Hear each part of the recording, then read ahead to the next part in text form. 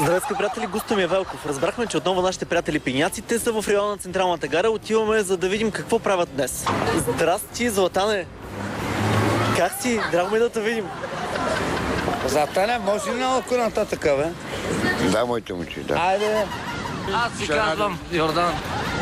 Йорданчев, чакай, моите момче. Как успявате да мислите и да говорите и да се движите при такова количество алкохол ежедневно, който поглъщате? Това е много тежък въпрос. Аз пия много, продолно. И отделно пиеме вино, 5-6 кг пиеме на ден. Вода не обичаме. Или отишла на екскурзия до Троянския манастир? Да, бил съм. А познаваш ли баба Гуси? Да, разбира се. О, где го знаеш ти?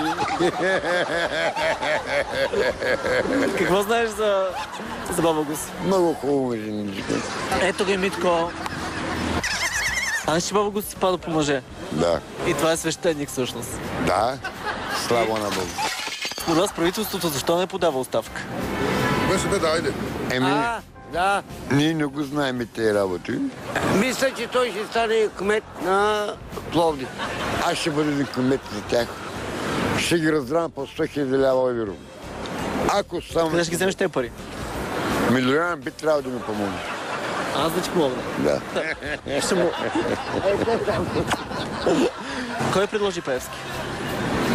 Кой? Коя по секции? Майя Манолова или Корнелия Нинова? Корноедо. Корлина. Кой? Корноедо. Я кажи името. Корлина. А паза си по червенокоси, затова ли харесвате? Чере Косово, да. Ще го обичаме много. Изпратете целувка въздушна на Корнелия Нинова. Това е... Харесвате ли Володен Сидоров? Какво мислите за него? Добър човек. Коя ще стане жена на годината за 2014? Имам една жена, Анка Славчева Рангелова се казва. Жената на 8 март родени са.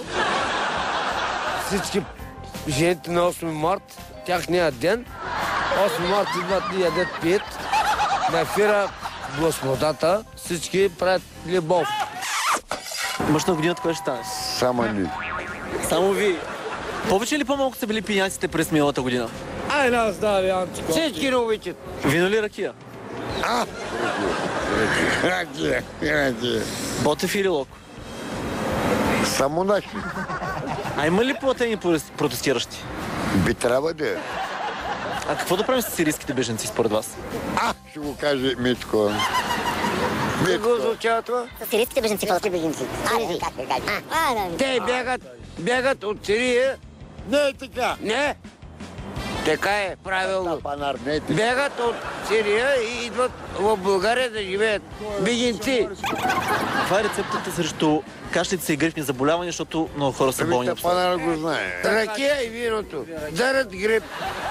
Ние не познаваме болница или лекар или аптека. Пиенето всичко възпалява стомаха и изкарва грипа.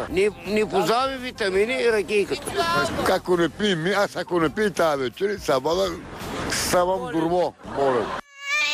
Върнете се към зрителите и им пожелайте нещо. Да. За Свети Валентин. Поздравявам моите зрители и моите фенове да са живи и здрави. Една снимка хубаво на двамата, тримата. На тримата. Тримата. Я се смигнете.